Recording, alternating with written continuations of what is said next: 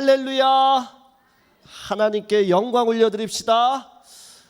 자, 제 친구 중에 아주 영적인 친구가 하나 있습니다. 그 친구가 왜 영적이냐? 명리학을 공부했습니다. 명리학 아십니까? 있어 보이게 말하려면은 명리학이고, 여러분들이 알아듣게 말하려면 사주팔자를 공부한 친구입니다. 그런데 그 친구가 저에게 어느 날 생년월일 시를 물어보는 겁니다. 왜 물어봤을까요? 뭘 봐주겠다는 겁니다. 근데 여러분, 제가 그런 거 넘어가겠습니까? 생년월일 시를 알려줬겠습니까? 알려줬죠. 생년월일은 제 친구가 아는데 시간은 이제 대략 새벽 몇 시쯤에 태어난 것 같아, 이렇게 못 이기는 척하면서 알려줬습니다. 그랬더니 그 친구가 저에게 말하는 겁니다. 올해 도영아, 너한테 재운이 있어, 그러는 것이에요. 재운, 재물이 들어온다는 것입니다. 그래서 올해 말쯤에 재운이 들어오는데 기다려보래요. 재운이 들어왔을까요? 안 들어왔을까요?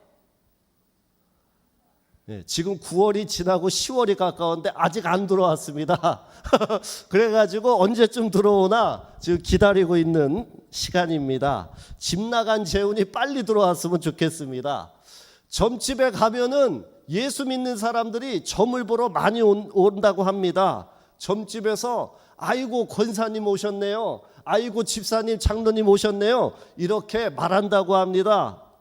점 보는 그리스도인들 때문에 점집이 망하지 않는다는 우스갯소리도 합니다.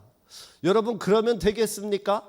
우리가 어떻게 그런 잡신들이나 섬기며 그들이 점 봐주는 걸로 어떻게 우리의 인생을 맡기며 살아갈 수가 있겠습니까? 영원하신 하나님을 믿고 사는 우리들이 어떻게 그런 잡신에게 우리의 인생을 맡길 수가 있겠습니까? 사람들은 어느 점쟁이가 뭐 하나만 맞춰도 용하다고 합니다. 대부분 정보를 줘놓고서 그거를 맞췄다고 놀라워합니다. 만약 다음 대선에서 누가 당선되는지를 맞춘다면은 아마 그 점집은 대박 나게 될 것입니다.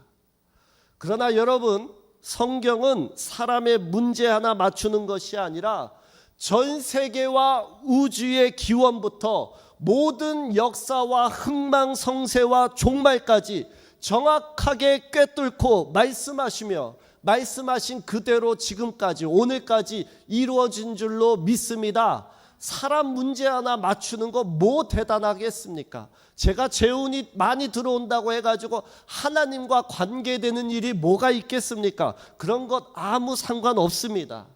우린 지난주에 이미 4가지 짐승의 환상을 통해서 어떤 왕국이 일어나고 그 왕국이 어느 왕국에게 끝이 났는지를 배웠습니다.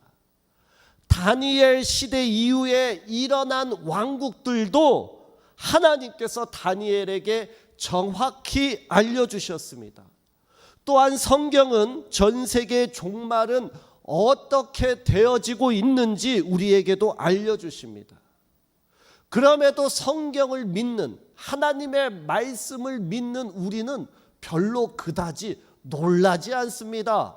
점쟁이 말 하나에는 그렇게 놀라면서도 하나님 말씀이 그렇게 전 세계 우주의 역사, 기원과 모든 것들을 꿰뚫어 말씀해 주시는데도 우리는 놀라지 않습니다. 왜 그럴까요? 우리의 믿음이 아주 크기 때문입니다. 다니엘 이후에 이루어질 역사가 이미 다니엘 때의 책으로 기록되었습니다. 다니엘은 눈으로 환상으로 보기만 하고 그 이후에 이루어진 일들을 직접 경험하지는 못하고 죽었지만은 우리는 차례대로 바벨론이 일어나고 페르시아가 일어나고 헬라가 일어나고 로마가 일어났다가 점차 망했다라는 것을 역사를 통해서 배웠습니다. 개인의 문제 하나 맞췄다고 사람이 대단한 것이 아니라 하나님이 대단하시고 위대하신 줄로 믿습니다. 그 하나님이 여러분 인생에 관심이 많으십니다. 여러분을 구원하시려고 예수 그리스도를 우리에게 이 땅 가운데 보내주셨습니다. 그러기에 하나님을 찾으시고 그분의 말씀을 사랑하시면은 영원히 죽지 않는 길, 천국의 길, 구원의 길로 인도하여 주실 줄로 믿습니다. 뿐만 아니라 여러분 이 땅에서도 잘 되고 자녀들도 잘 될 줄로 믿습니다. 다니엘서는요 1장부터 6장까지를 보면은 스토리 형식으로 되어 있습니다. 그래서 읽기가 재밌고 편합니다. 사자굴에 들어간 친구들, 풀무불에 들어간 사람들, 꿈 해석 이야기, 이런 이야기가 들어있으니까 창세기처럼 읽기가 재밌습니다. 그러나 7장부터는 다니엘이 보았던 환상과 계시로 이루어져 있습니다. 그래서 묵시 문학의 형식을 띠고 있습니다. 그래서 다니엘서를 구약의 요한계시록이라고 부릅니다. 오늘 다니엘은 두 가지 환상을 보게 됩니다. 첫째 환상은 무엇이었냐? 바로 하나님에 대한 환상이었습니다.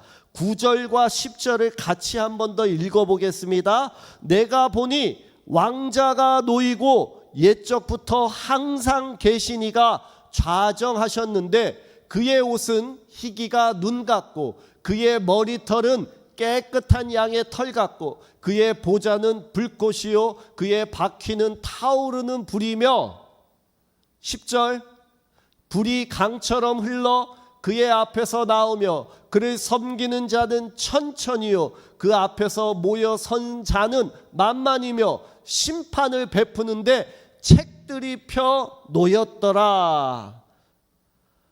다니엘이 옛적부터 항상 계신 이를 보았습니다. 이분은 누구실까요? 바로 하나님이십니다. 다니엘이 하나님을 보았듯이 여러분 주무시지 마시고 저를 보시고 저를 보실 뿐만 아니라 하늘에 계신 하나님을 보시는 그런 시간 되기를 소망합니다. 신학 공부를 하게 되면요 무엇부터 배우느냐? 그 필수 과목 중에 조직신학이라는 과목을 배우게 됩니다. 조직신학은 성경을 주제별로 나눈 학문을 말하는데 조직신학에서 나오는 첫 번째 주제, 첫 번째 키워드는 하나님입니다. 뭐라고요? 하나님. 하나님이 어떠한 분이신가? 하나님이 누구신가? 이것을 첫 번째로 배웁니다. 오늘 읽은 성경에는 다니엘이 놓여있는 왕자를 보았다라고 되어 있습니다. 왕좌, 왕이 앉는 자리를 말합니다. 우리 성경에는 왕자라고 되어 있지만은 영어 성경을 보고 이 원어 성경을 보면은 단수가 아니라 복수인 왕자들, 보좌들이 놓여 있다라고 되어 있습니다. 그 왕자들 가운데 한 왕자에 누가 앉아 계시느냐?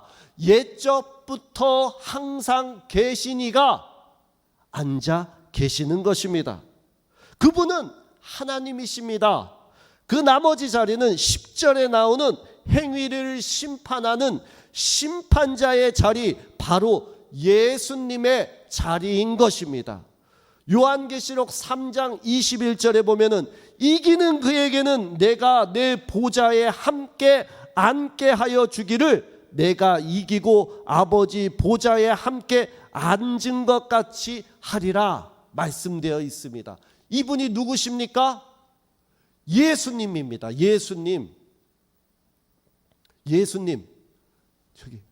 저기 이제 장난 그만하세요. 내가 계속 집중이 있어가지고 말씀을 들으러 왔으면 말씀을 들으시기 바랍니다. 아시겠죠? 집은 집에서 주무세요.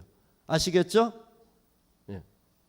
요한계시록 20장 4절을 보면은 또 이렇게 되어 있습니다. 또 내가 보좌들을 보니 거기에 앉은 자들이 있어 심판하는 권세를 받았더라. 또 내가 보니 예수를 증언함과 하나님의 말씀 때문에 목배임을 당한 자들의 영혼들과 또 짐승과 그의 우상에게 경배하지 아니하고 그들의 이마와 손에 그의 표를 받지 아니한 자들이 살아서 그리스도와 더불어 1000년 동안 왕노릇하니라고 되어 있습니다. 다니엘은 하나님 앞에 있는 책을 보았습니다. 바로 그 책이 심판의 책인 것입니다. 모세가 출애굽해가지고 하나님의 얼굴을 뵈러 시내산에 올라갔습니다. 시내산에 올라간 모세가 내려오지 않자 이스라엘 백성들이 자신들이 가지고 있는 금뭉치를 가지고 송아지 우상을 만들고 그 송아지 우상에게 제사를 드립니다. 이 송아지가 우리를 인도하여 냈다 라면서 아주 더러운 음란한 제사를 그들이 드리는 것입니다. 모세가 내려오자 성적이고 더러운 제사를 목격하게 됩니다. 이스라엘은 그 한 번의 죄로 한 날에 3000명이 죽게 됩니다. 죄는 이렇게 무서운 것입니다. 하나님은 심판하시는 하나님이십니다. 모세가 다시금 하나님을 뵈러 올라갑니다. 그리고 이렇게 기도합니다. 출애굽기 32장 32절입니다. 그러나 이제 다 같이 읽겠습니다. 그러나 이제 그들의 죄를 사하시옵소서. 그렇지 아니하시오면 원하건대 주께서 그 기록하신 책에서 내 이름을 지워버려 주옵소서. 모세는 하나님 앞에 있는 심판의 책, 생명책이 있다는 것을 본 것입니다. 로마서를 보면 바울은 이렇게 말합니다. 로마서 9장 3절에 나의 형제 곧 골육의 친척을 위하여 내 자신이 저주를 받아 그리스도에게서 끊어질지라도 원하는 바로라. 그리스도에게서 끊어진다는 말이 무슨 말이겠습니까? 생명책에서 내 이름이 지워진다라는 의미입니다. 아주 무서운 말입니다. 그런다 할지라도 내 민족과 동포를 위하는 일이라면 나는 내 이름이 생명책에서 이름이 지워진다 할지라도 나는 그 일을 할 것입니다. 이렇게 다짐하고 각오하는 것입니다. 심판의 책은 생명책입니다. 모세도 이 책을 보았고 바울도 이 책을 보았고 다윗도 시편에 이 책을 보았습니다. 우리가 이 땅에서 비록 책은 내지 못하고 위인전의 이름은 기록되지 못한다 할지라도 나의 이름은 생명책에 반드시 기록되어야 합니다. 이것이 천국 가는 증거이기 때문입니다. 얼마 전 9월 20일에 싱가포르를 방문한 프란치스코 교황이 이렇게 말했습니다. 영어로 All religions are a path to God 이라고 말했습니다. 모든 종교는 하나님에게 이르는 길이라 이렇게 말했습니다. 이 말이 맞습니까? 여러 종교가 있는데 그 종교는 하나님에게 나아가는 다른 언어일 뿐이다 이렇게 말했습니다. 한국 사람이 한국말 하겠죠. 미국 사람이 영어를 사용하겠죠. 그런 것처럼 하나님은 한 분뿐이시며 우리 각자는 하나님께 지금 아멘을 잘못했어요. 지금 하나님께 나아가는 도달하기 위한 언어, 다른 언어를 갖고 있다. 그냥 우리가 언어를 사용하듯이 다른 종교를 다 믿는 사람들이 하나님께 종국적으로는 종말에는 그 사람들도 다 하나님에게 이르는 길을 갖고 있다. 이렇게 선언한 것입니다. 맞는 말입니까? 아니죠. 이 말은 무슬림, 힌두교, 기독교 여러 가지 종교가 있는데 그들은 다 하나님께 이르는 다른 길이다라고 주장한 것입니다. 천주교, 불교, 힌두교 믿어도 다 구원받는다고 말한 것입니다. 교황은 하나님의 생명의 책에 이름이 있을까요? 저는 없다고 생각합니다. 영적으로 이미 타락하였고 영적으로 창녀와 같은 존재인 것입니다. 만약 그 말이 사실이라면 저는 예수님 말고 다른 종교를 찾아보겠습니다. 좀 더 편하고 특정일만 종교 행사하는 종교, 좀 더 욕먹지 않고 품위를 지킬 수 있는 그런 종교를 찾아보겠습니다. 기독교인들은 극성이라는 이미지가 있습니다. 그러나 성경은 사도행전 4장 12절에 다른 이로서는 구원을 받을 수 없나니 천하 사람 중에 구원을 받을 만한 다른 이름을 우리에게 주신 일이 없음이라 선포하였습니다. 천주교는 이미 영적으로 타락했습니다. 배교했습니다. 천주교는 이미 배교한 집단입니다. 왜 그렇게 극성으로 믿느냐? 유별나게 믿느냐? 너희에게만 구원이 있느냐? 맞습니다. 우리 예수 그리스도에게만 구원이 있습니다. 유별나다는 소리를 들어도, 그렇게 산다 할지라도 예수 이름 그 이름에만 구원이 있다라고 한다면 우리는 유별나게 살아야 하는 것입니다. 왜냐? 유별나게 살아도 구원받으면 그것이 옳은 길이기 때문입니다. 손양원, 길선주, 문중경, 주기철 이런 분들이 예수를 위하여 신사참배를 거부하고 순교하셨는데, 일제시대 때 또 공산주의자에게 순교하셨는데 그들의 이름이 생명책에 기록되어 있기 때문에 헛된 순교가 아니라는 것입니다. 11절 12절 말씀 보겠습니다. 그때에 내가 작은 뿔이 말하는 큰 목소리로 말미암아 주목하여 보는 사이에 짐승이 죽임을 당하고 그의 시체가 상한 바 되어 타오르는 불에 던져졌으며 그 남은 짐승들은 그의 권세를 빼앗겼으나 그 생명은 보존되어 정한 시기가 이르기를 기다리게 되었더라. 지난주에 4가지 짐승 말씀을 들었습니다. 그 중에 마지막 짐승에게는 뿔이 달려 있었습니다. 그 뿔이 말하는 중에 죽임을 당하고 불에 던져졌다라고 되어 있습니다. 악하고 더러운 것들을 하나님께서 심판하시는 것입니다. 하나님은 심판하시는 하나님입니다. 성도는 환난을 당하고 고난을 당하지만은 결국에는 승리할 줄로 믿습니다. 왜냐하면 공의로우시고 자비로우신 하나님께서 하나님의 때에 악하고 더러운 것들을 심판하시기 때문입니다. 그러기에 조금 힘들고 어렵다 할지라도 낙심하거나 좌절하지 마시기 바랍니다. 자녀가 조금 힘들게 만들어도 아이고 얼마나 너가 나에게 잘하려고 잘 되려고 이러냐, 그냥 이렇게 말씀하시기 바랍니다.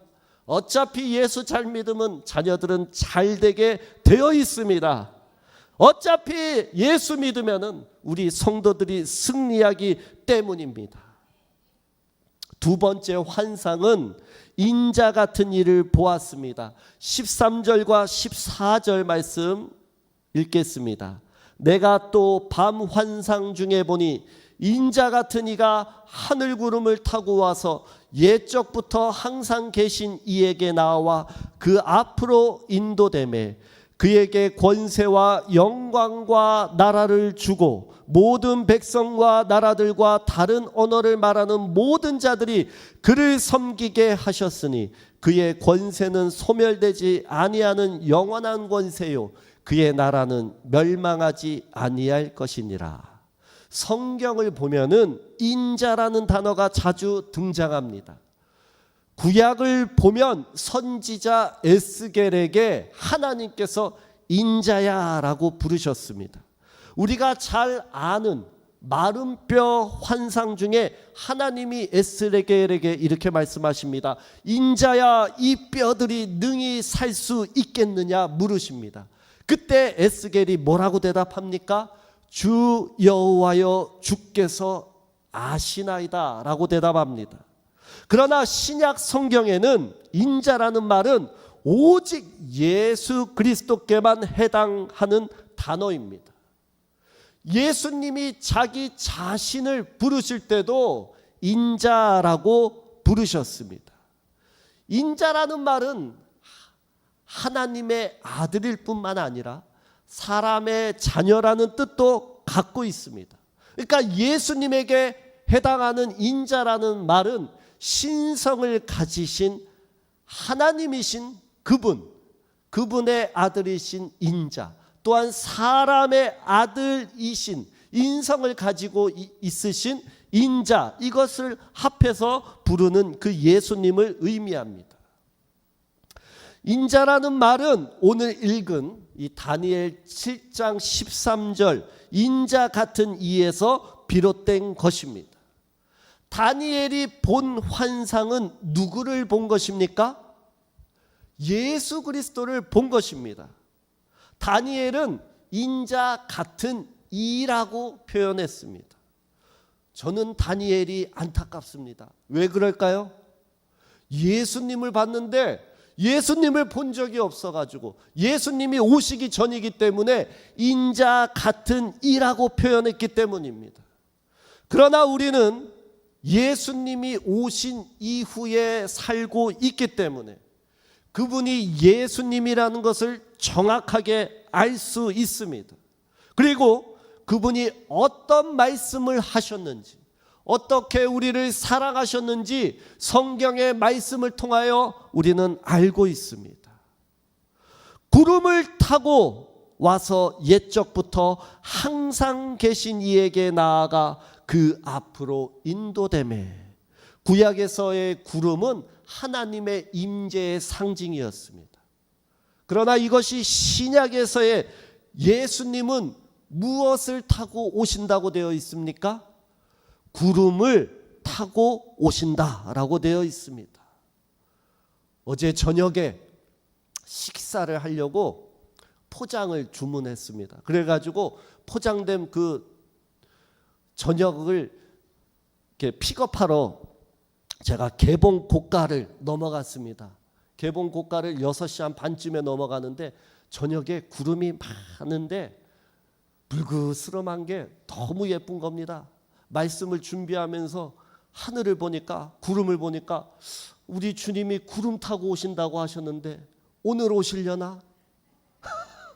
이런 생각을 해보았습니다. 오늘 주님이 어제 오셨다고 하더라도 문제가 없습니다. 내일 주님이 오시고 오늘 오신다 하더라도 문제가 없습니다. 왜 그럴까요? 어차피 저는 천국이기 때문입니다. 생명책에 이름이 기록되었기 때문입니다. 빨리 오시면 빨리 오실수록 더 좋습니다. 새벽 3시에 일어나서 일 나가는데 일 안 해도 되기 때문에 저는 더 좋습니다. 마태복음 24장 30절에 보면은 그때의 인자의 징조가 하늘에서 보이겠고 그때의 땅의 모든 족속들이 통곡하며 그들이 인자가 구름을 타고 능력과 큰 영광으로 오는 것을 보리라 라고 되어 있습니다. 버림받은 족속들은 주님이 아무도 모르게 도적같이 찾아오시겠지만 그들에게는 통곡하며 울겠지만 구원받은 평화교회의 성도님들은 구름 타고 오시는 주님을 영광 중에 배울 줄로 믿습니다. 예수님은 지금 어디 계십니까? 예수님 지금 어디 계십니까?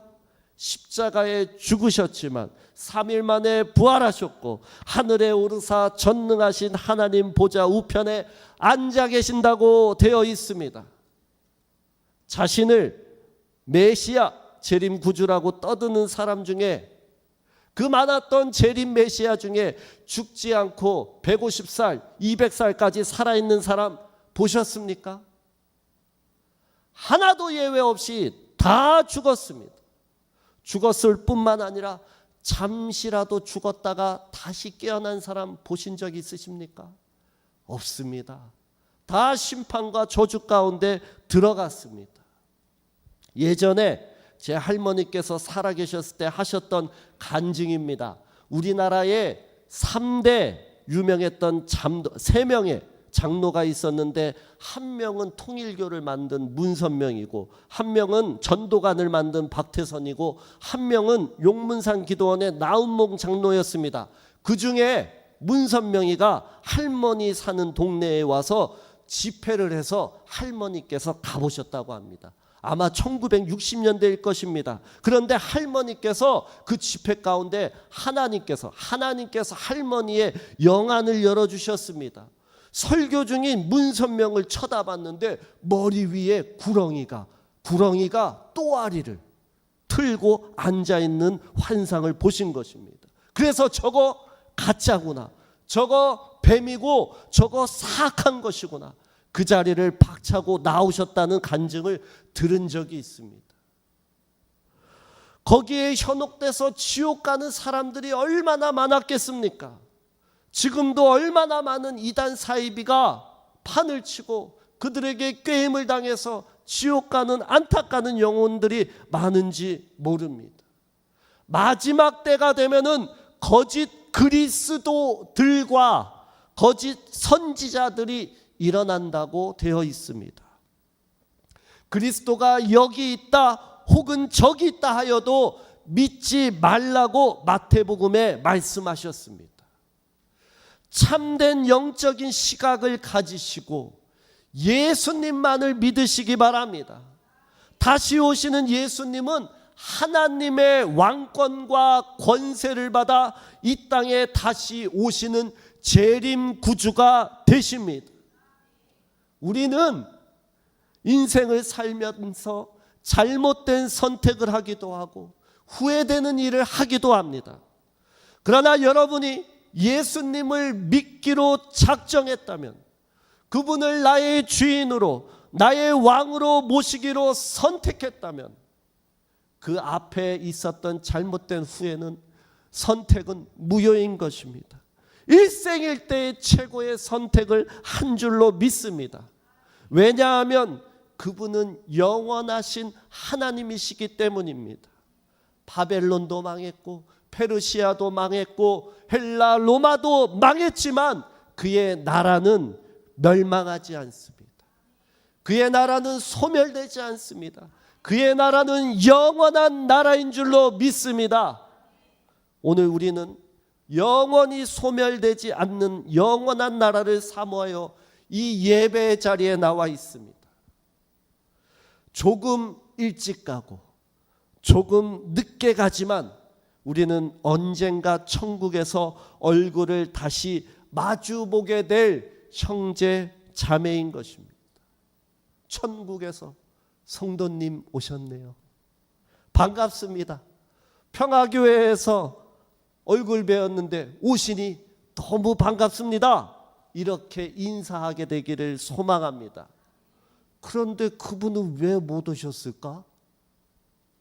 이런 비극이 일어나지 않도록 첫째로는 내 가족, 내 권속, 내 주변에 있는 형제 자매들을 전도하여서 하나님 나라에서 다시 만나게 되기를 소망합니다.